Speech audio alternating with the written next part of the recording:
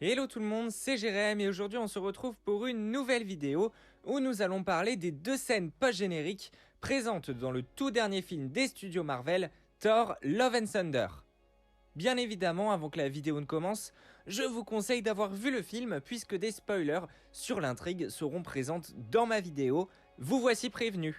Et si ce concept vous plaît toujours, n'hésitez pas à laisser un pouce en l'air, à vous abonner, à me suivre sur les réseaux et à activer la cloche des notifications pour voir toutes les prochaines vidéos qui vont arriver. Sur ce, c'est parti! Thor Love and Thunder est le 4e film de la saga Thor et 29e film du MCU. Après avoir défait Zeus en personne, vaincu Gore et adopté la fille de ce dernier, Thor vit désormais une vie meilleure sur Terre à entraîner cette petite. Et en parlant de Zeus, personnage incarné ici par Russell Crowe, la première scène post-générique concerne justement celui-ci.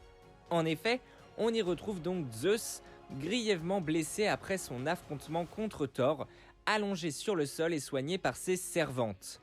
À ce moment, le dieu du tonnerre jure de se venger de Thor grâce aux autres dieux, et pas n'importe qui, il aura l'aide de nul autre que Hercule, son fils.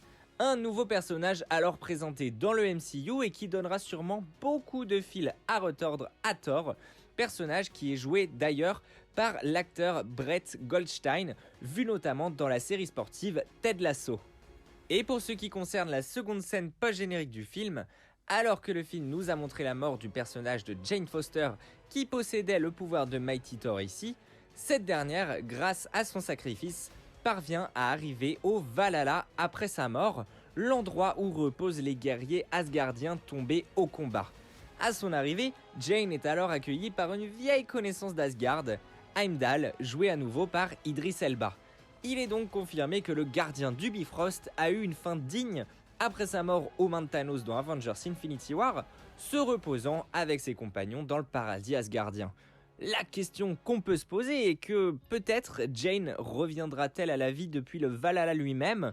Dans le MCU, tout est possible, donc attendons de voir à l'avenir, puisqu'un panneau indique que Thor reviendra dans le futur, mais est-ce que cela indique le retour de Jane en plus de celui du personnage principal de Thor? Nous verrons bien. Donc voilà, c'est tout pour cette vidéo, j'espère qu'elle vous a plu, si c'est le cas n'hésitez pas à me le dire dans les commentaires, à vous abonner et nous on se retrouve très vite pour une nouvelle vidéo, allez, salut tout le monde!